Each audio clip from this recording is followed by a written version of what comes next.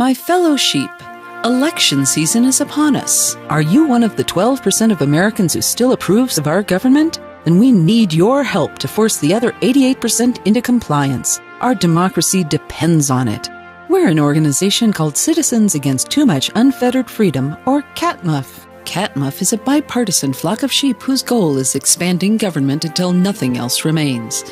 Because the government is here to help you. How can you help CATMUF help you? By only voting for candidates dedicated to expanding government. It's easy. You don't need to study the issues.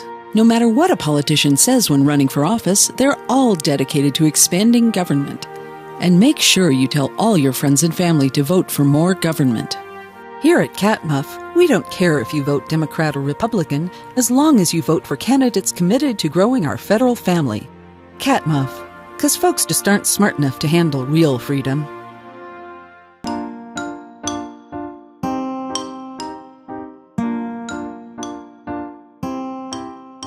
Hello everybody, and welcome to Peaceful Anarchism on the Voluntary Virtues Network on theconsciousresistance.com and theseedsofliberty.com. So peaceful anarchism is covered by the BibCot No-Gov license. This allows reuse for anyone except for governments and the agents thereof. You can find out more information for this at bibcot.org. So today we have Vin Armani, who is the host of the Vin Armani show on the Activist Post, or through the activistpost.com. And you can find him on Facebook. Vin Armani is his Facebook page, and vinarmani.com, and Twitter at Vin Armani. So he's good for consistency. And so we're going to discuss a little bit about his path to voluntarism, how he came to these concepts, what influenced him along the way, and also his views on agorism, and what that means to him and the implications that could have for bringing about the end of statism, and also a recent interview he did with Jordan Peterson, which brought about some fascinating topics. So Vin, thanks a lot for coming on the show. Hey Danilo, thank you for having me. Yeah, no problem. I heard about you through the Anarchast, Jeff Berwick, and I'm like, wow, this guy's got it together. You know, he's doing some good work at the Activist Post. I've been following that page for a while. Like I started into anarchism and voluntarism like 5 years ago, and I'm learning Creature from Jekyll Island and Most Dangerous Superstition, and and Murray Rothbard books and all that. And and activist pose is not necessarily like one particular ideology. I guess it's just like general, right? Just general posting of current event stuff. Yeah, I mean, I think it's moved farther into the sort of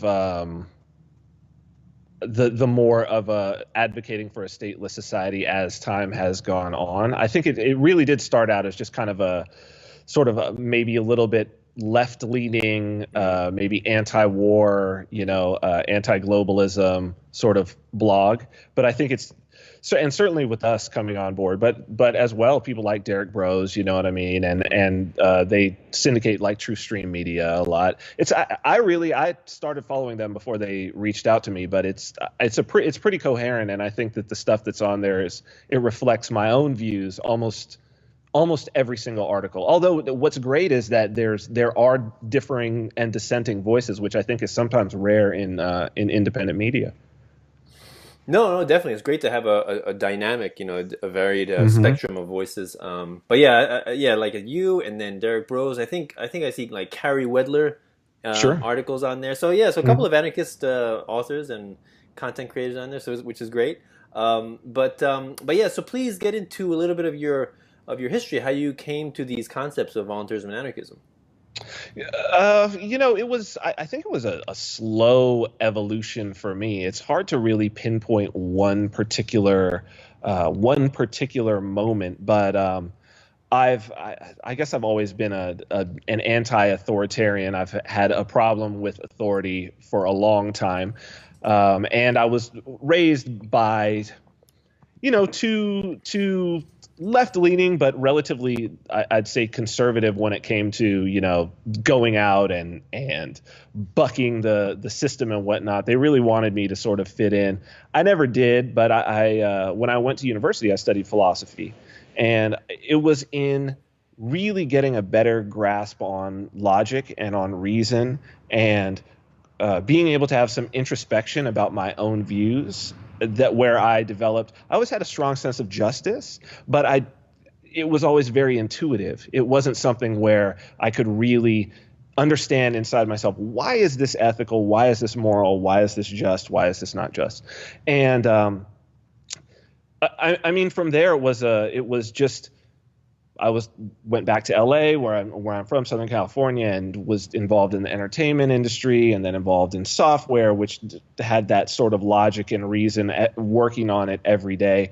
Got involved in the protest movement after 9/11, and with the war in Iraq. From the first day that the bombs dropped, I was out on the streets in LA. So I think I leaned pretty far left, and ended up deeply embedded kind of in the left. I was the director of fundraising for the LA County Greens for a period of time. Like I was there. I was definitely, I believed in the politics, and I believed that politics could change things. But I think that really my transformation happened when I discovered the pickup artist community in LA, and really started into more self-development, trying to understand myself, sort of through the vein of value, how to be a valuable person, and really trying to get all of those inconsistencies out of my being, so that I could present sort of my most true self all the time, because I was presenting myself to so many people that, putting on a facade or lying, or not presenting my true self, it was a lot of work. So, it's been a long road from there, but progressively over the years, I would run across certain thinkers, and invariably the ones that really struck me were anarchist thinkers, right? Or at least libertarians. And that seemed to me to be the most consistent, it seemed to me the most consistent way of living. And so many things that I saw in the state and the behavior of the state was so inconsistent. And so I guess I just kind of ended up in the position that I'm in. I have been on a TV show for the last 7 years that presents, I guess, some legal quandaries for some people. But I believe that what it is that we represent is very ethical and very consistent, and it certainly is a gray market. And it certainly is all about a free market and voluntary exchanges and self-ownership, and living inside of that and embodying that, really truly embodying that for years. I mean, I don't think that there would be another political position that I could really hold. So, from there, it's just been kind of adding on top of itself, and understanding more and more, even outside of that context, like how free markets and free people and voluntary interaction, how those things can actually work to make the world a better place. Yeah, you remind me of a book. I don't know if if you don't want to share what the TV show is about, it's fine. But I'll mention the book that you remind me of, which is Yes. Walter Block, Defending the Undefendable. I don't know if you read. I've never read it. No. Or if you heard about it. It's a wonderful book. I've read half of it, but I kind of get the gist of it. And he wrote it in like the 70s, probably, or the early 80s, like a while ago. And basically, he's going through every single maligned and scorned profession that people look down upon, like just instinctively. The prostitute, the pimp, the slumlord, the ticket scalper, the blackmailer, the what else? Probably the speculator. All these different ways that people make money.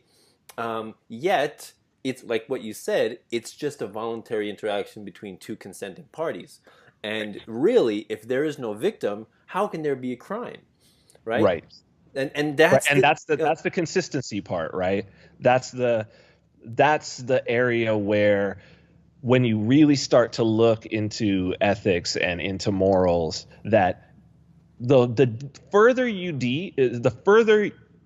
deep that you dig, the closer you come to anarchism, and the further you move from any idea that the state could be legitimate.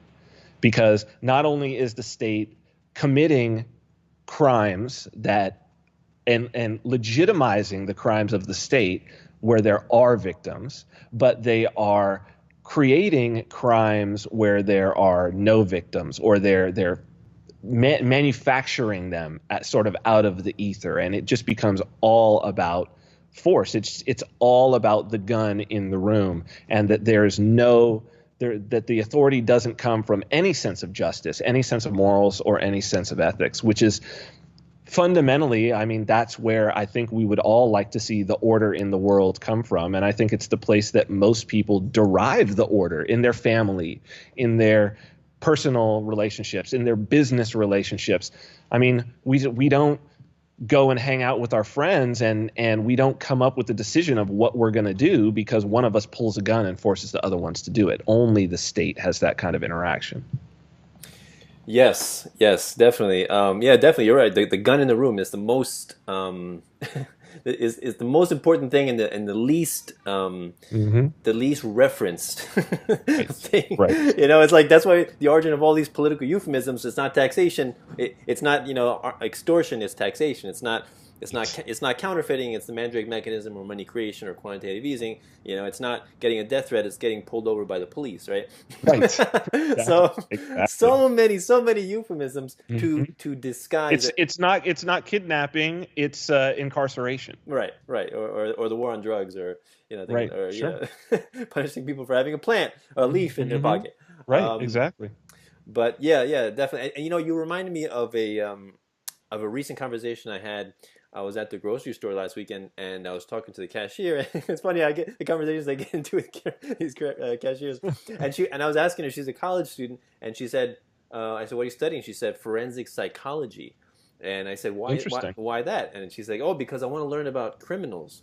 And I said, how do you, I was saying, how do you define a criminal? A criminal is somebody who breaks the law. And I said, well, what is the law? A law is basically just opinion with a gun, right? Mm-hmm. So it's some old gray-haired guy in Capitol Hill said, wrote some scribble, said this is a law, and the law enforcement go out and enforce it with violence. And so I was basically telling her that the vast majority of people that are in prison are there for victimless crimes. So how can you use this word criminal to encompass everybody? Like, Of course, she's not referring to those people. She's referring to the violent criminals, which everybody knows are evil people. Right. But I thought that was a great opportunity to introduce her to that idea, and she completely understood it. She's like, I know, You're right. It's messed up. But I mean, you would think for those things that we all understand to be crimes, you need very little. I mean, you need very little law, right? You don't need books and books and books and books of regulations and criminal codes and municipal codes and all of these. You don't need all of that for the things that people really actually don't want to be occurring. Murder, rape, theft. It's really easy. And, we got along for millions of years with those things existing in our society and no laws written down. It's that easy to figure out. Yeah. But it's so, that's always amazed me. And then I mentioned in the book, 3 felonies a day. I think how the feds target the innocent. Absolutely. Yeah. And basically telling her, we all commit them. And basically telling her that actually we're all criminals because the myriad of laws in the Federal Registry and taxes and regulations are so numerous that no person knows the extent of them. Not even any politician who writes these laws. They don't know. No, especially any politician. Especially any politician. Because you would not become a politician if you really understood the scope of the laws. I mean, or if you did, then we would know you were a psychopath, right? The only thing that we can do when it comes to politicians is we have to assume, if we're going to give them the benefit of the doubt, that they're just ignorant. Because if they weren't ignorant, then that means they're evil, because they want to be at the head of something that is ruining the lives of their fellow citizens, of their neighbors, and that they want to increase the power of this violent, coercive agency. And they want to be, in many ways, they want to be exempt from that, and they want to rule over people with the gun in the room. So it's either one or the other. Either you are ignorant of the fact of what government truly is, and then Can you be excused if you're a politician? I don't know. That's, 6 of one, half dozen of the other. We can debate that. But if you're not ignorant, then you are truly a psychopath. And those are the exact people that we need to be wary of, and that any society is in danger from. And those are the people that we elect into office. Yeah, when I was growing up, I was like you. I was very interested in philosophy, and I was reading a lot of ancient Greek philosophy, and Plato and the Republic, things like that, and talking about the utopia and the philosopher king. Saying how the most ideal person to be a king is a philosopher, in the same sense that the conductor of the orchestra knows all of the instruments, and therefore he's the best person to lead and manage the orchestra. The philosopher is the best person to be a king, to manage society. And whereas that analogy breaks down, because the people in the orchestra are not tied, they're not forced to be there. Right. They can leave, right? They don't get punished if they don't pay their dues, but like with violence, they don't get thrown in a cage. So the big difference. And so I, it kind of made sense to me at the time, but then later, the more I'm learning about anarchism and voluntarism, it's like, no, even a benevolent ruler who thinks he's doing good is still doing harm, because there's absolutely no way you can rule over thousands or millions of people and attempt to micromanage and regulate their lives without causing, massive harm. So and it's always the arrogance of our own will, right? That the idea that I personally could embody the self-interest of even 100 people. I mean, seriously, get 6 or 7 of even your best friends that you agree with on almost everything, that you have the same sort of upbringing, that you get them together in a room for a long enough period of time, and there's going to be a disagreement. And it's going to have to be solved in one way or the other. So the idea that there can even be a benevolent dictator it's logically inconsistent. It just can't happen. It's not a reflection of reality. But what it is a reflection of is it's a reflection of great arrogance. And intelligent people throughout history have convinced a lot of people that, yes, it is possible. And I mean, we see it with socialists. I think that's the temptation, as it were, the seduction of socialism is this idea that, oh, you're going to be part of a vanguard and you know what's right for the people. And yeah, when it's failed before, like they always say, well, that wasn't real socialism. That wasn't real communism. If I was in charge, what they're really saying is, if I was in charge, it totally would have worked. Right? Stalin killed all those people, but that's because I wasn't in charge. If I was in charge, me, the philosopher king, it totally would have all worked out. The Russian people would have had the highest standard of living in the world because I know what I'm doing, and I'm the only one. And obviously that's just not true. That's just, you have to have a little bit of humility if you want to have a happy life. Are you familiar with the video by Larken Rose, "If You Were King"? No, I'm not. That's an awesome video. I will include that in the description. So basically, he goes through, he's like, the world is a pretty messed up place. All these people getting, imprisoned and caged for wrongful things, and innocent people getting hurt. But what if you were king? If you could feed the poor, feed the hungry, and protect the weak, and punish the wicked. Imagine the good you can do if you were king. And he just goes through like very simple scenarios, like maybe you want to make people be healthy, so you mandate everybody must do exercise every single day.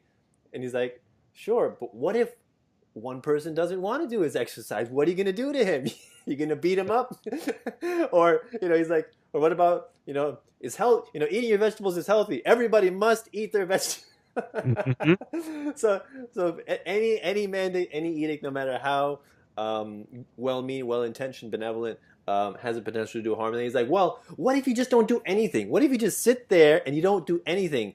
Well, you're still doing harm because you're surviving on taxation, which is itself violent extortion. So there really is no way for you to be a ruler and not do harm. It's just a wonderful little I mean, it's totally the logic is right there. That's and I think that it really truly is. It is arrogance, and I think that that is one of the reasons why that has attracted me to voluntarism, to anarchism. The people who are principled voluntarists, principled anarchists, the one thing I think that everybody shares, who are the real deal, not just who are the people who are able to sort of talk the talk and it gets them a little bit of attention, but the people who are the real deal, who really aspire to live it, it is a spiritual practice. It is really something where you are taking a stand, a principled stand that is the exact same stand that go through any of the great spiritual teachers in history, and it's the exact stand that they're talking about. All the way back to the idea of the golden rule, that it's the golden rule, and it's about rulers, right? That it's like, do unto others as you'd want them to do unto you. You don't, obviously the king doesn't want someone ruling over him. Right. If he wanted someone ruling over him, he wouldn't be the king. He'd appoint someone else to be the king. So do unto others as you want done unto you. You don't want somebody ruling over you, don't rule over them. Yep, well said. So maybe we should go on to agorism. And sure. So if you could maybe just define agorism, what it means to you, and why you think it's important for anarchists and voluntarists to get acquainted with it. So agorism is a term that was coined by Samuel Edward Konkin III. He first coined it in a book, I believe it was late 70s, I want to say 78 or 79, but it was called New Libertarian Manifesto. I actually suggest anybody who's interested in agorism that they leave that book for maybe second. It's not. It's a great book, but his thoughts aren't fully formed. The one that I would suggest is the second book that he wrote, which is called an Agorist Primer or an Agorist Primer, depending on if you're from the U.S. or the U.K. But in an Agorist Primer, the way that he describes agorism in the very first pages is he said that agorism is thought and action consistent with freedom. So that's what it is. It's behavior. It's a lifestyle. It's a principled philosophical stance and a way of living your life. So it's thinking and acting in ways that are consistent with freedom, which is, I think, something that it's what we're doing right now, right? Having this conversation and tearing down the idea of, a king doesn't want someone ruling over him, so therefore he shouldn't rule over someone else. It's about consistency. And he harps on consistency. Basically why he wrote this book was he was writing in response to Rothbard basically tying his wagon to the Koch brothers, or at least one of the Koch brothers, sort of forming the Cato Institute, working for and the formation of the Libertarian Party. So agorism and also voluntarism, it's the same kind of group in San Francisco that started the Voluntarists, the sort of magazine newsletter, whatever you might want to call it, which is where most of us are drawing when we call ourselves voluntarists. We're really drawing it from that group. So a lot of those writings are still online. I believe it's thevoluntarist.com, but you can just go type voluntarist, right? Yeah, I'm sure you've seen them, right? So most of those writings are from the late 70s, early 80s. And it's this same group. It's basically against sort of statist libertarians. It's a reaction against statist libertarians or the Libertarian Party, right? His basic argument is that seeking political power over others in order to eliminate political power over others is inconsistent. It's a logically and philosophically, ethically, and morally inconsistent position. So therefore saying, I would like you to vote for me to be the head of the government so I can fix the problems in the government. I want you to put me in a position of immorality so that I can basically fix it from the inside. And there's a lot of reasons why that's inconsistent. There's a lot of reasons why that doesn't work, which he goes into. One of the things, though, that most people, I think, draw out of agorism is, in some ways, I think it's a misunderstanding of of Konkin, what many people draw out of it is this idea of, and what's the most sort of popular aspect of it is this idea of counter economics, which he discusses. And what he's talking about when he talks about counter economics is he basically says there are kind of four classes of markets. So the first market that he describes is white markets. And that's basically the market that most of us know. It's where you go and get a business license and you pay your taxes and you follow all the laws of the state and you do your business underneath the state, and there are parasites sucking on you. Mm-hmm. What he says is that if you understand the principles that taxation is theft, for instance, then to behave in a way that puts money in the thieves' hands with no fight, with no desire to stop it, is basically, for all of those people who do see it as theft, you are now legitimizing theft. So theft is always immoral. Mm-hmm. So just because you agree to be stolen from doesn't make the theft moral. And in fact, it starts to make you into an immoral person who is enabling the criminal, who is enabling the thief, right? So you become an apologist in that way. So that's white markets. He says that's inconsistent with freedom. To go back a little bit, the word agorism comes from the word agora, which is a Greek word which means the open marketplace. And basically, so he was coining that. He's talking about free markets, certainly. He's coming from a standpoint of Austrian economics, absolutely. So he shared a lot in common with the people who grew the Libertarian Party. I mean, he was a student of Rothbard. Rothbard, in terms of not like a physical student, but he had studied what Rothbard was doing. Rothbard certainly knew him and commented on his work of agorism. He'd read it, and in New Libertarian Manifesto in recent printings, there's actually Rothbard's critique is actually right afterwards. So it's interesting to read, but in terms of the agora, what he's talking about is this open marketplace. And what you want to think is, if you imagine the free market working well, no state, no regulations, none of this, you imagine it working sort of perfectly, the ideal utopian free market, what it requires is the people inside that agora to be ethical, to behave in an ethical way. The whole reason why people are, and you hear this all the time, having a conversation with the statists, what do we do about people who steal? What do we do about businesses that pollute the environment? What do we do about, fraud? We need the state to solve these things.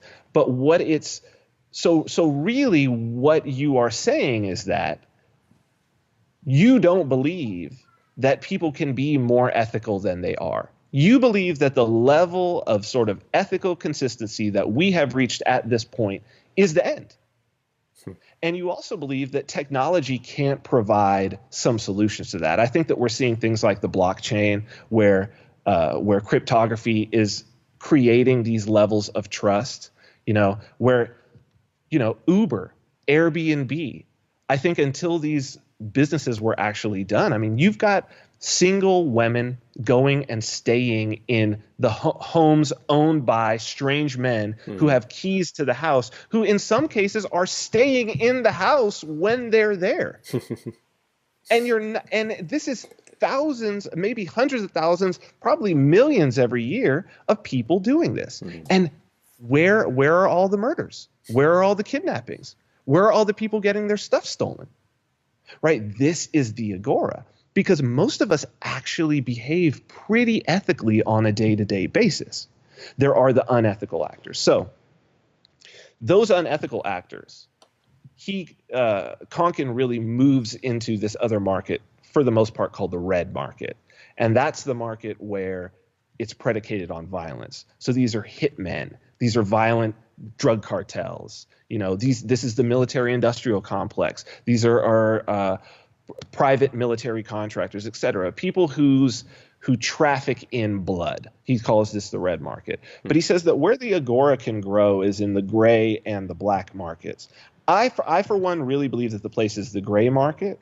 I think that black markets necessarily turn red, and I think that probably, you know, he's writing this in the early 80s, that we see it a lot more now. I think maybe if he was able to take a look at Mexico and the issues that have happened with the drug cartels down there, in particular, but in other places in the world as well with the human trafficking and whatnot, I think that he might have had a different opinion about the role of black markets, right? I think he was really more specifically talking about what was at the 70s a pretty innocuous black market in drugs, really was primarily what he was talking about. In terms of gray markets, what he's talking about is he's talking about markets that operate otherwise like a white market would.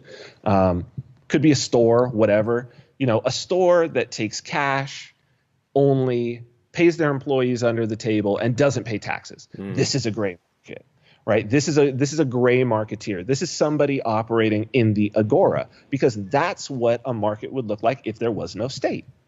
So what he advocates for is, he says, look, if you want to build the stateless society, here's the agora, here's the state around it, right? It's like you inflate you have to inflate the free market for real, not for talking about it. You have to inflate the agora. So it starts out you and I, right? And we do a deal on Craigslist for cash. I buy a laptop for cash from you, or you're selling laptops, you know, buying and selling them on Craigslist. You're not paying taxes. You didn't go get a business license. You didn't do any of that. Every single one of those transactions, that's the agora.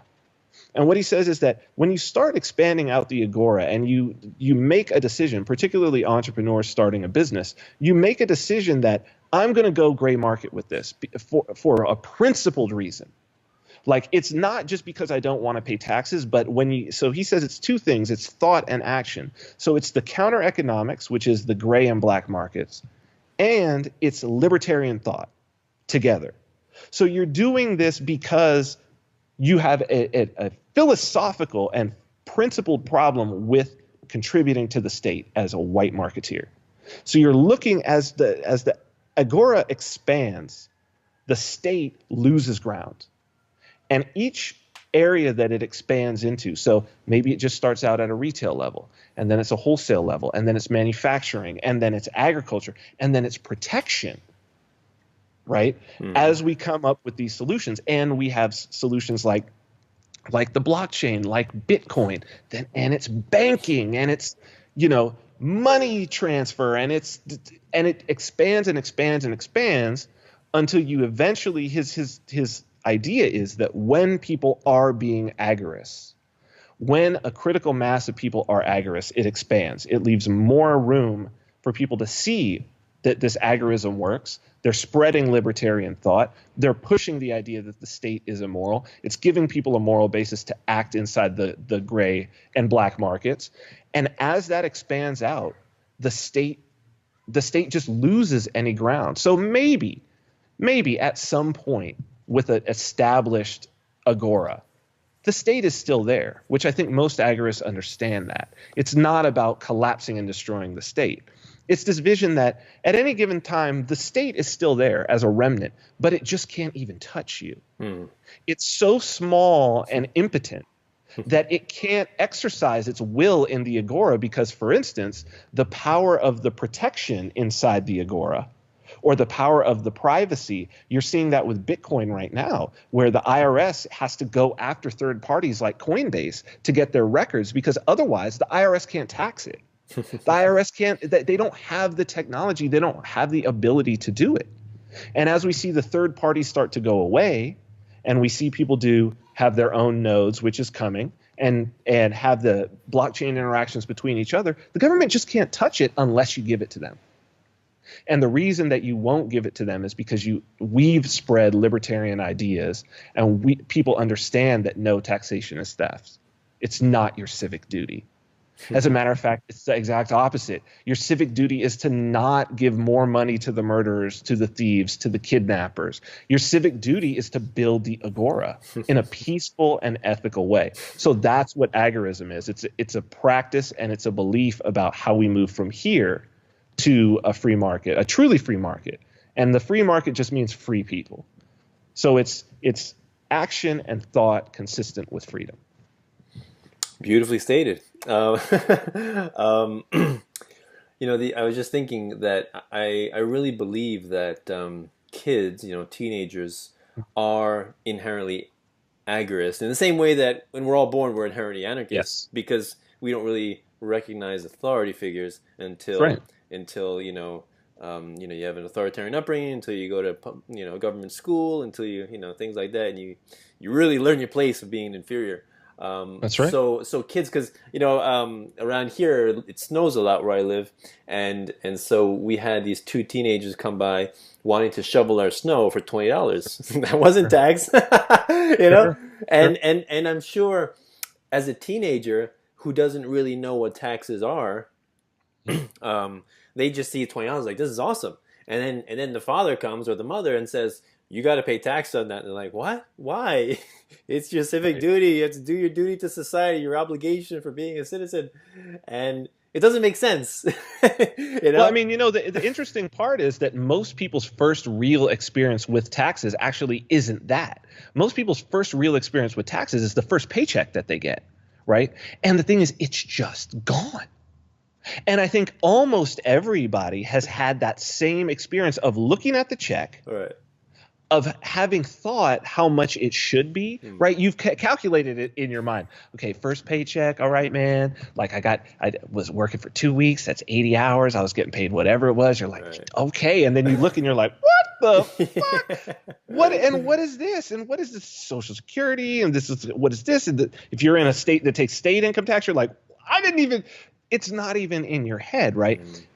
And it's just taken. There's nothing you can do about it. You feel bad about it for a little while, but then it becomes so normal, right? So normal. And at that beginning stage, you're probably not making enough money that you're actually – see, this is the trick.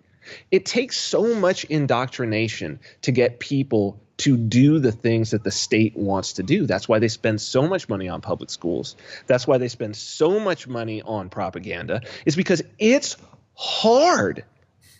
Like most people, they get to adulthood and they've got to unlearn all the indoctrination. If you're not indoctrinated, like anarchism, it seems obvious to you, right? Like it seems totally obvious. But once you're indoctrinated, it's because you don't earn enough. So then at the end of the year, you're like, okay, now I'm going to get my money back. Right now, see, that's the trick. That's the trick, that it's like, okay, now I'm going to continue to play the game because that's the agreement. Right. The agreement is that I'm going to go and I'm going to fill out my 1040 EZ because I don't make that much money, and I'm going to send it to them and they're going to send me back a check with all my money. And you do that for a little while until you start making enough money that's like your second little hit, right? Because you've been getting your money back until you make enough money that you're like, you send it off or you fill it out and you're like, wait, I owe money? Like I owe more than what they took out of my check? And that's that same sinking feeling that you felt when you got that first paycheck. But you know what? It's been too long now. It's been too long. They've got you. They've got you. You're done. And they've got a record of all this time that you pay taxes. So now when you don't, best believe they're coming for you, because it's no. We need it now. We need it now, and we know that you'll pay it. So it's funny how much work has to be put in to get you under their heel, so that you'll just be like, and that's what most people are doing. They're acquiescing, and if they say, oh, it's my civic duty, it's just to make themselves feel better.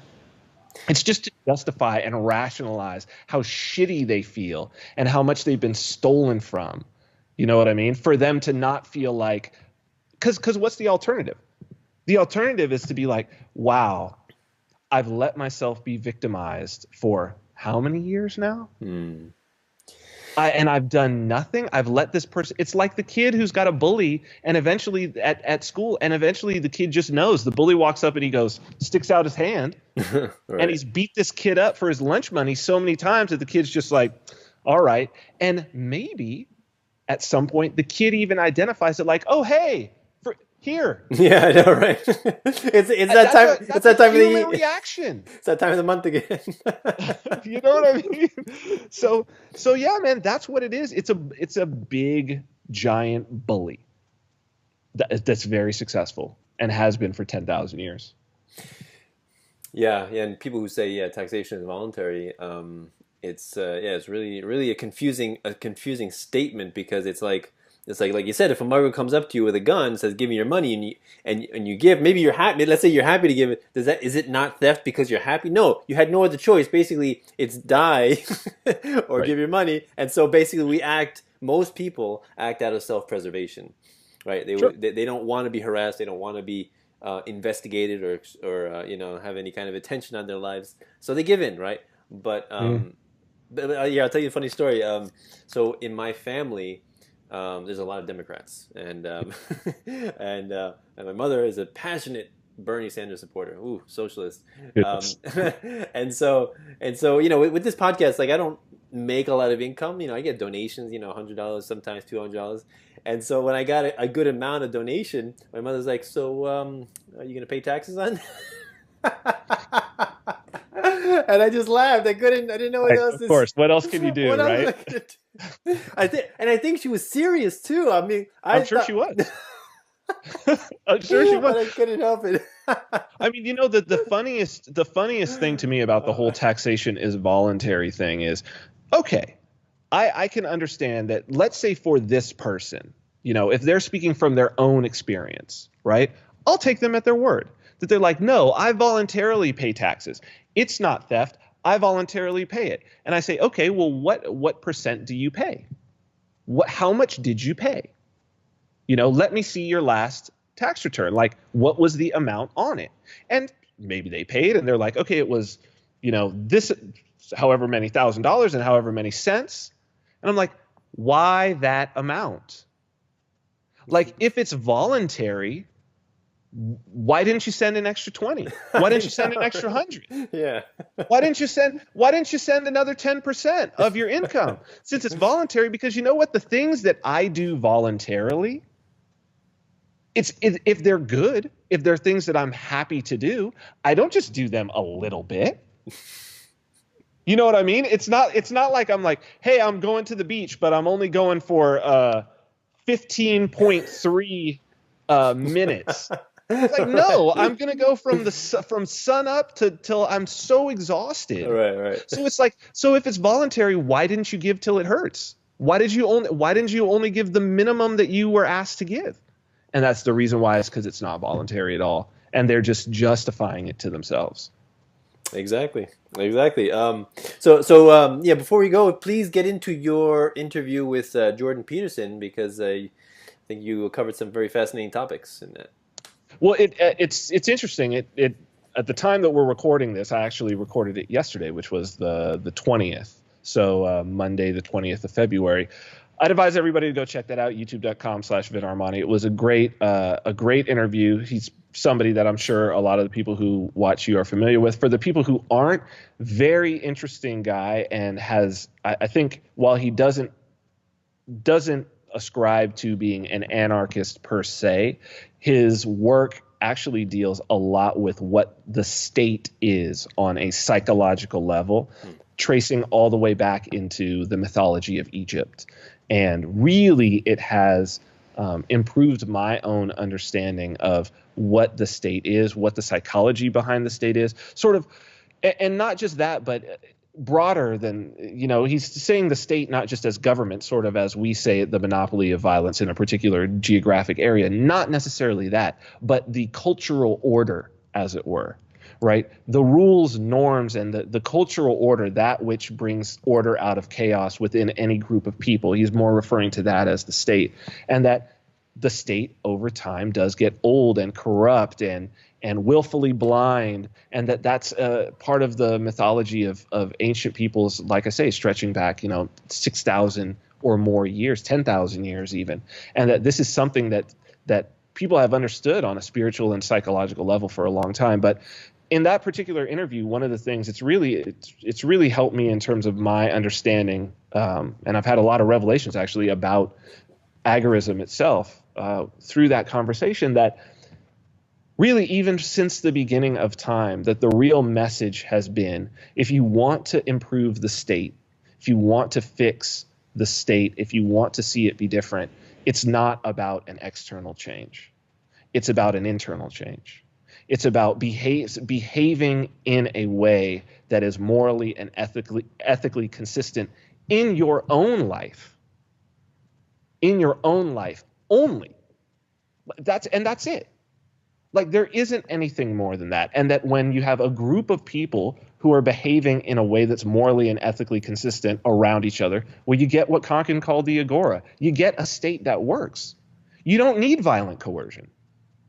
And you don't have people who fear their neighbors, right? So you have I would use an Amish community, but I would maybe want one that's a little more voluntary. I think a lot of that is mythology. But if you have a voluntary community of individuals who all believe that everybody else is acting ethically and truly believe that and have truly chosen to live together, you really don't need a state. And so then the converse is that when you decide to be realistic, as Konkin says, when you decide that, oh no, I can't be ethical all the time. I mean, sometimes you need to lie. I mean, sometimes you need to steal. Sometimes you need to do what's expedient, which Konkin would argue that's what the Libertarian Party is really doing, is that they're saying, well, the only, let's be realistic. I mean, we can't really have no state. Like, we have to have some state, but let's be realistic. Let's be realistic. And the fact of the matter is that it's the realistic viewpoint is, if when you have a bunch of people who are all acting ethically and morally who agree on that, you don't need a state.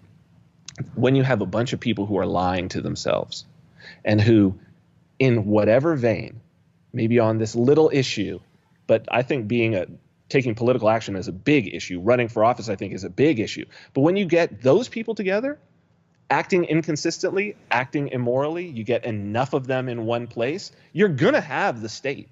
You're going to have violent coercion because it's a pit of snakes. It's immorality just piled on top of. So the place to move is morality within yourself, right? Teaching your children that, peaceful parenting, totally a believer in that it's in your own life. Make relationships with people around you. Surround yourself with people who have voluntarily agreed to behave in that same way. Teach your children that as well. And when enough of us decide that that's the right thing to do, you got a little agora going. And it's a great example, and people will want to be around it, and it grows and it grows and it grows. And I think we're seeing a lot of that in this community. I think that the work that you're doing is helping to grow that agora. The work that we're all doing is helping to grow it, and I'm glad to see that it's happening. But I think that is the message.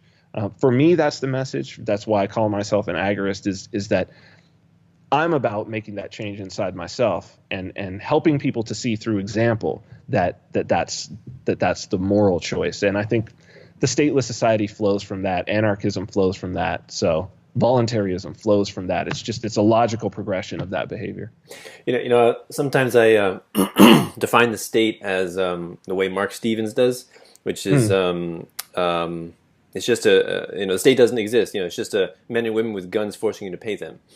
Right. That's it. So, and the idea that like some people say, we need to abolish the state. To me, that is the same thing as saying we need to abolish Santa Claus, we need to abolish the Easter Bunny, we need to abolish the Tooth Fairy. It is. It's just people who believe they have an exemption to morality that we are all subject to. That's it. Yes. That's it. And when more and more people understand that fundamental concept, then you will not give them this power that you believe they have, right? Because where does power come from? It comes from the people giving them attention, participation.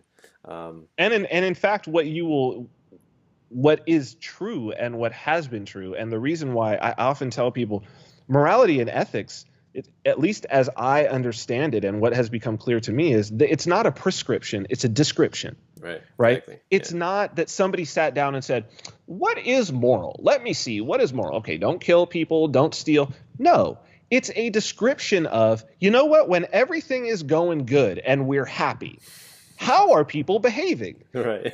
They're not killing people. They're not stealing. That's all morality is. Right. It's an evolved description of, hey, I'm sitting around. I'm happy. You're happy. We're friendly. We like each other.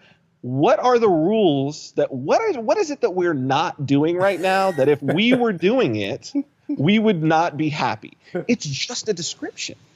And the thing is that people who are in peace, who feel free, because that's really the freedom Konkin's talking about when he says action and thought consistent with freedom. The freedom that he's talking about is the freedom from worry of both the chaos on one side of nature just taking its toll on you, and a worry from your fellow man that he's going to violently coerce you. So you want to make others around you free. They make you free. And the thing is, free people live good. You can't live better than the way that free, happy people who have a chance to evolve their consciousness and solve the problems around them without other people hindering them. You can't live better than that. Mm-hmm. There is no more powerful situation that a group of human beings can be in. So what it is that we're talking about in this case is it's not about abolish the state at all. It's about, start living in a way that you don't think the state is even necessary in your life. Yeah. Start living as though the state doesn't exist. Like, how would you need to live if you couldn't sue somebody? How would you need to live if you couldn't lock your door? Who would you need to surround yourself with? How would you need to behave towards them? What would you need to think about on a daily basis? How would you need to do your business deals if you couldn't write a contract? If every business deal had to be a handshake, how ethical would you be? Mm-hmm. And that's it. You know, you reminded me of, I don't know if you saw that, it was a question on Facebook by Julie Borowski, and it's based on that movie, The Purge, Anarchy, and her question was, if there were no laws, I don't know, maybe for 24 hours, let's say, what would you do?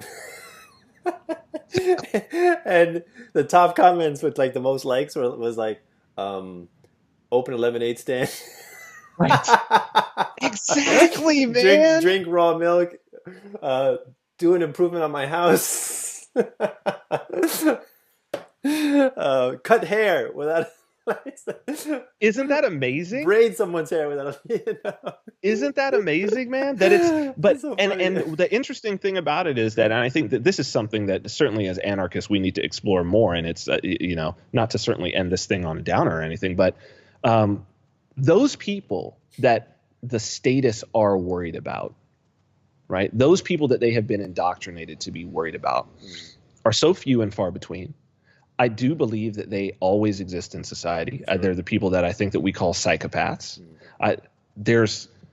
It's something that I've studied. It's something that I've wanted to understand because, like you say, most people, were there no laws, would live their life pretty much exactly as they are now. They would do nothing more, less moral or less ethical than they're doing now. They wouldn't.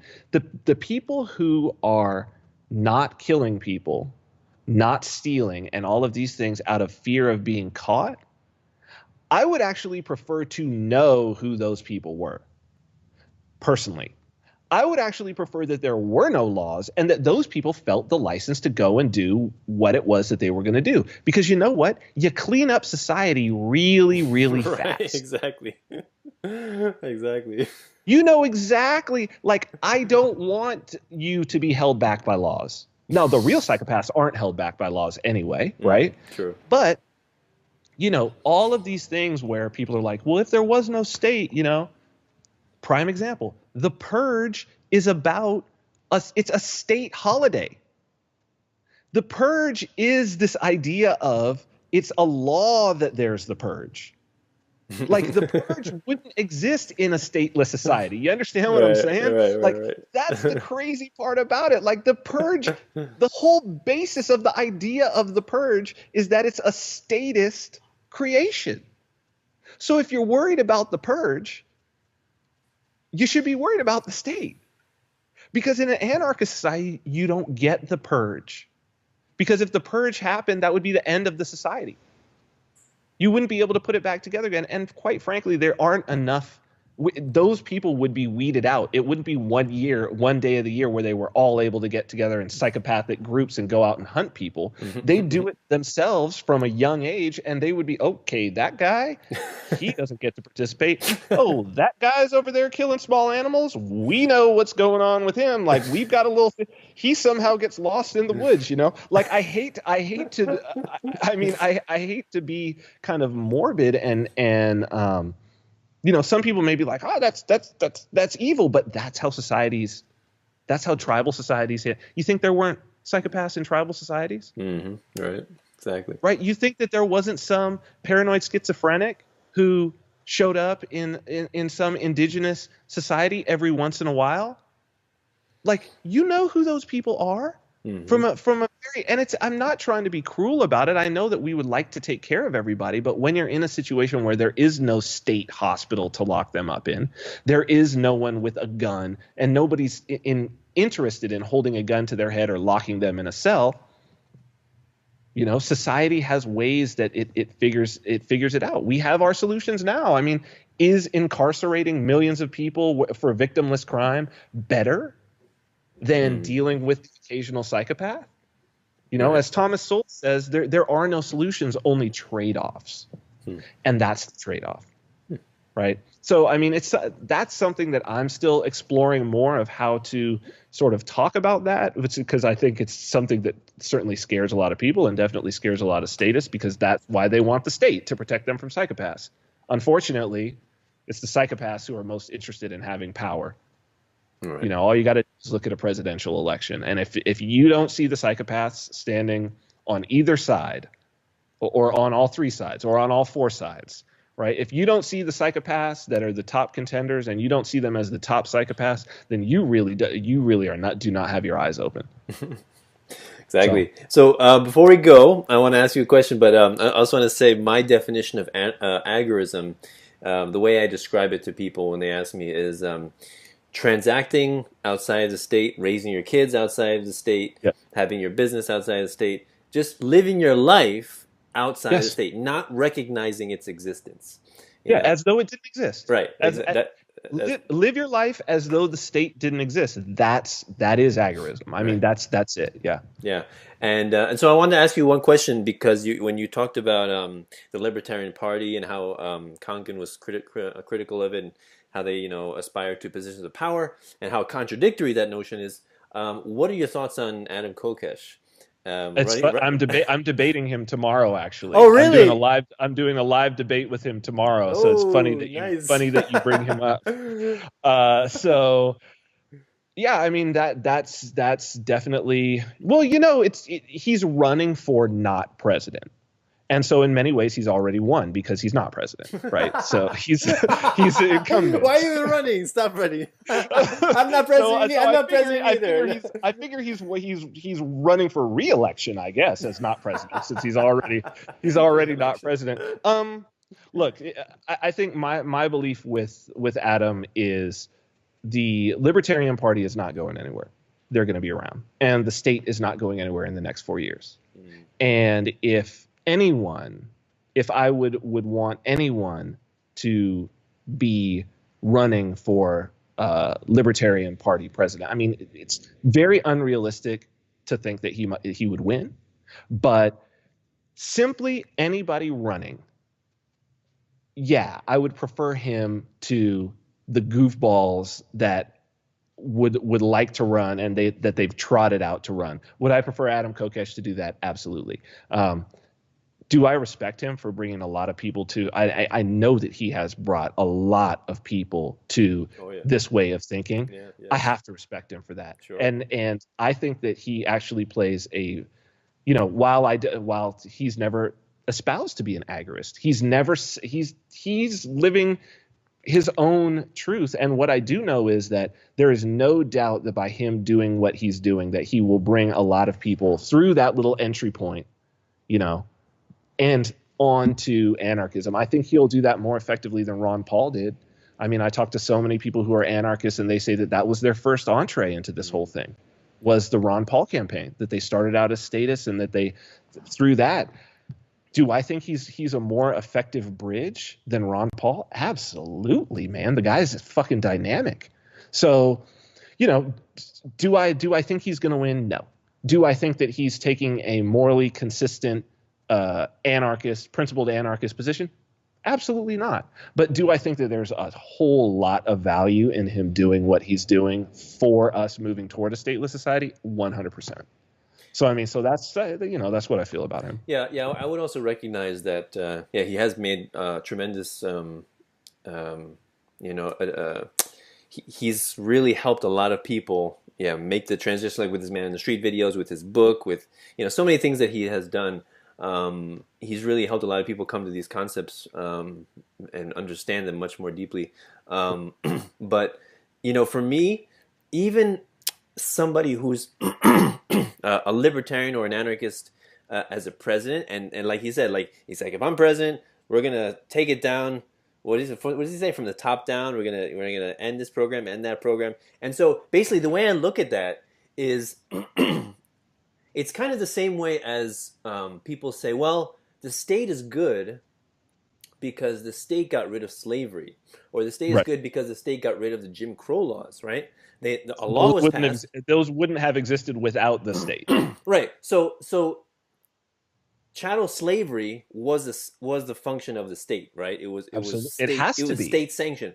Jim Crow segregation laws was a function of the state. So forced segregation by law is just as immoral, or as forced integration. So for that reason, I can't get behind somebody, even an anarchist, as president forcibly, because anything that a government does is force. He's forcibly abolishing these institutions. Whether now it's like it kind of goes contrary to my whole philosophy, and what I espouse. Basically, I'm focusing on the individual, focusing on the mind. We have to reach the people in their minds. Statism is a belief. It's not just the buildings. It's not just this agency and that agency. The only reason that they have power is because millions of people believe they have power and believe they're legitimate and obey their edicts and commands. So doing away with that is, to me, like hacking at the branches. But we're talking about it as if he actually has a chance. I know. You're right. He doesn't have a chance. Which he doesn't. You're right. I think that to criticize him for an action that he will never take, or a position that he will never hold, is I don't know how we do that, right? So what we really have to see is, will it be a net positive to have? And look, I would never do it. I don't vote. Right. For me, it would be a morally and ethically and logically inconsistent thing for me to do as an anarchist, to say I'm going to run for president. But is it? I mean, is it really? And I don't think he's this much of an evil genius. But the fact of the matter is, any vote for Adam Kokesh is essentially a no vote. Right. And it's not voting for the other party, right? So these are people who were going to go to the polls. I don't think that he's going to there's going to be maybe a few, maybe there might be some little girl fans of his who had flirted with the idea of not voting, who are like, but I'll just vote for you. You know what I mean? There may be a tiny amount of those, but those of us who don't vote already, none of us are going to vote for Adam Kokesh. Right? So the only people who votes So the people whose votes he's going to get are people who possibly would have voted for someone else. And in the course of that, hopefully, they get exposed to other anarchists. They start looking around. They start looking at his other stuff. They start looking at his other interviews with different people, and they read his book. And I think it could be a net positive. I mean, I don't think that he's that much of an evil genius that he's got that out. I mean, I think this is a great project for him, and I think that he's going to have it's a great adventure, and I think he's going to have a fucking great time. And I think that it's a logical progression of who he's been to go ahead and do this. But I can't criticize him for something he'll never do. Yeah, I know. I'm extremely grateful for him at all the work he's done, and I follow his YouTube channel, and I love his Man on the Street videos. But it just seems to me so contradictory when he's talking to somebody. He's talking to somebody. He's like, government is immoral, it's violent, taxation is theft, and at the end of every video, vote for me. And I'm like, I almost have to try not to laugh. He's an entertainer, man. He's an entertainer. It's cool. I mean, we each have to walk our own path, and I think part of this is, there's got to be that amount of humor in there. There's got to be the amount of ridiculousness because the state is ridiculous, And I think that that's one of the most powerful points of view that we can have is to stop being scared of it and to start looking at, look at your average politician. Just listen to them talk. Like, they are ridiculous. Go into any bureaucracy, go into the DMV and look around. If you can't see the absurdity of that situation, then I don't know what you think is absurd if you don't think that what's going on in the DMV is absurd. Or go to a business licensing department, or go to any of these things where it's like, fill out this form in triplicate. Dude, it's a parody, right? Like, it's a total. So that level of ridiculousness, that level of absurdity that Adam adds into the whole thing, I think it's perfect. It's par for the course. You know what I mean? All right, I'll look for the comedy in it. But Vin, thanks a lot for coming on the show. I really appreciate it. So before I let you go, yes. Please, I always ask this of all my guests, what is your favorite quote of all time? Oh my good! My favorite quote of all time? Yeah, whatever comes to mind. Like, one of your favorites. Oh my goodness! On the spot, man. I know. I purposely don't warn people of this question. I like to see the look of shock, the shock and amazement. I mean, it's certainly in terms of anarchism. It's the Lysander Spooner quote, and hopefully I won't butcher this. But because a man is able to choose his master every term of years doesn't make him any less of a slave. And I think that is one that is like, you got to carry that one with you, especially as an American anarchist, for sure. So, like, in terms of the things that stick out to me after this conversation, that one's deep, and so I'd say that's a good one. Yeah, Lysander Spooner is amazing visionary abolitionist of the 19th century. I read the book, Treason, what do you call it? No Treason, Constitution of No Authority. It's just amazing that somebody like that, wrote that at that time period, and how, we are voluntarists, are abolitionists of the 21st century. That is the truth, that, we recognize that, slavery was not entirely abolished. It was just transferred. It was just changed, They just took less of a percentage. Right. That's all. Instead of taking 100%, they were like, they'll complain a lot less if we just take 20. And it's worked. Yeah. So, awesome conversation, Vin. So before we go, please just plug your the contacts, ways people can reach you if they want to follow your work.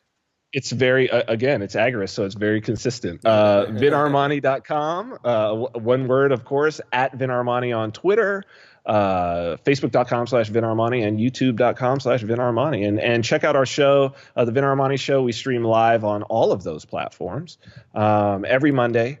It's a 2-hour show every Monday from 10 a.m. to noon Pacific time. Beautiful. Yes, please, everyone, check him out. He's doing some great work at the Activist Post and with his podcast. So, we need more content creators like this to get this beautiful message of freedom and voluntarism out there to the masses. So awesome conversation. If anyone wants to help me out, you can do so through Bitcoin, Patreon, or PayPal. Links are below. That's patreon.com/peaceful-anarchism if you want to help me out. $1 show is all I ask. I do these for free, interviewing fascinating people like Vin here, but as we are all capitalists in the end, we respond to incentives, so monetary compensation is always encouraged and appreciated. Just helps me to do more of what I do. Give me resources, okay? There's opportunity cost to everything we do, right? According to economics. For sure. So awesome conversation, Vin. Thanks a lot. Really appreciate it. So this is Peaceful Anarchism on the Voluntary Virtues Network and theseedsofliberty.com and theconsciousresistance.com. Wishing all of you have a wonderful day. Take care. Bye. Thank you for listening. If you enjoyed this content and would like to see more of it, please feel free to donate and help me interview other fascinating people. You can do so through Patreon. That's patreon.com/peacefulanarchism to help me out. $1 a show is all I ask. If you feel so inclined to donate more, please feel free. It will only assist me in spreading the message of freedom and voluntarism that much farther and that much more efficiently. You can also donate to my Bitcoin. My Bitcoin address is in the description to my videos, as well as on my website, peacefulanarchism.com. And while you're on my site, there's a donate button to donate through PayPal. If you prefer to donate through PayPal, you can do so with that. But Patreon is a little bit easier for content creators, as you can set up a recurring donation if you so desire. Also, while you're on my website, peacefulanarchism.com, please feel free to sign up, enter your email address, sign up for my newsletter, and you'll receive updates every time I post something, a video or an interview. I do not send out any spam. Or you can also follow me on Facebook under facebook.com/peacefulanarchism or facebook.com/Danilo Cuellar 3, I believe. Danilo Cuellar 3. So either one of those methods, if you are able to donate, I would be most appreciative. Thank you very much for listening. I hope you have a magnificent day. Cell 411 is a free app for Android and iOS that replaces government-controlled 911. Cell 411 allows you to preset a group of friends or private organizations to show up in any emergency. Cell 411 is a nightmare for the state because it proves their so-called services aren't needed. Cell 411 has had thousands of installs, and of course it's covered by the BitCot no government license. Cell 411 because your friends won't shoot you when you're in trouble. Without the government, who would build the emergency services? You and Cell 411. Get it today at getcell411.com. That's getcell411.com.